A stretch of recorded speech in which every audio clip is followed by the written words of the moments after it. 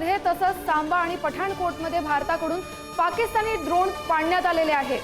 अतिशय महत्त्वाची बातमी, अमृतसरमध्ये देखील पाकिस्तानकडून ड्रोन हल्ल्याचा प्रयत्न करण्यात आला होता, मात्र तो देखील आता भारताने परतवून लावलेला आहे।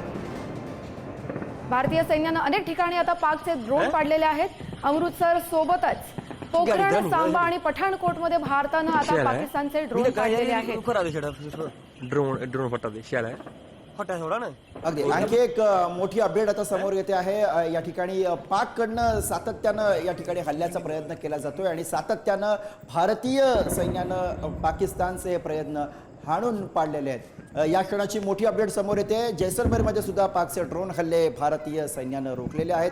पठाणकोटमध्ये 30हून जास्त ड्रोनने हल्ला करण्याचा प्रयत्न हा पाकिस्तानकडनं करण्यात आलेला आहे, मात्र पाकिस्तानचे हे प्रयत्न भारतीय सैन्याने फेल ठरवलेले आहेत। अमृतसरमधनं एक मोठी अपडेट येते। अमृतसरमध्ये पाकिस्तानकडनं ड्रोन हल्ल्याचा पुन्हा एकदा प्रयत्न झालेला आहे। अमृतसरमध्ये पाकिस्तानकडनं ड्रोन हल्ल्याचा प्रयत्न काल जेव्हा पाकिस्तानने आपल्या भारताच्या सीमेवरती हल्ला करण्याचा प्रयत्न केला, आपली जी सीमा आहे जम्मू काश्मीर, पंजाब आणि राजस्थान, कालचा हल्ला त्यांचा निष्फळ ठरला, कारण भारताने तो सडेतोड उत्तर देत परतवून लावला।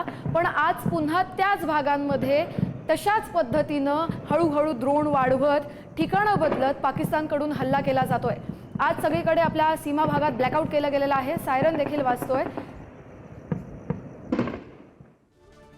अतिशय महत्त्वाची बातमी, जम्मू, सांबा, पठाणकोट सेक्टरमध्ये पाकिस्तानी ड्रोन आता पाडण्यात आलेले आहेत। सांबा आणि अखनूरमध्ये देखील पाकिस्तानकडून गोळीबार सुरू आहे। पाकच्या गोळीबाराला भारतीय लष्करानं आणि भारतीय सैन्यानं जोरदार प्रत्युत्तर दिलेले आहे।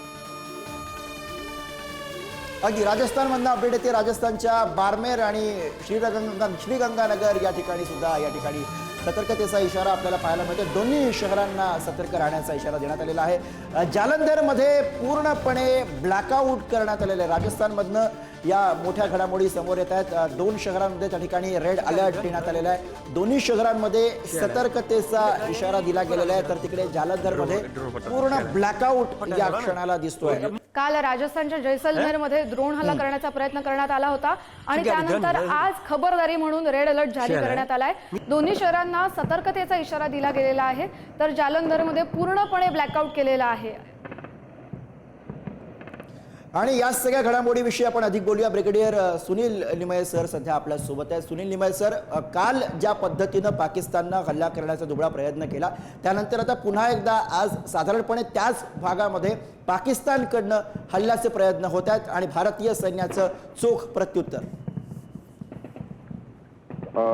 अगदी तुम्ही योग्य सांगितलं। आता त्यांनी त्यांच्या हल्ल्याची जी परिसीमा आहे ती वाढवत चाललेले आहेत आणि त्याच्यामध्ये त्यांनी पहिले लाईन ऑफ कंट्रोल वरती ऍक्शन सुरू केली होती। काल पंजाब आणि जम्मूच्या काही भागांमध्ये सुरुवात केली होती, आता ते राईट खाली भुजपर्यंत पोहोचलेले आहेत। याच्यामध्ये त्यांचा सध्याचा जो प्लॅन आहे की हे ड्रोन्स आणि जे मिसाईल्स ते पाठवत आहेत ते भारताची अँटी मिसाईल अँटी एअर डिफेन्सची यंत्रणा आहे ती शोधून काढण्याचा प्रयत्न चालू आहे त्यांचा, की त्याप्रमाणे जर कुठे अशी यंत्रणा असेल तर त्याच्यावरती हल्ला करू शकतील। पण आपली यंत्रणा एवढी सशक्त आणि एवढी आधुनिक असल्यामुळे आपण ते सगळे फोल करतो।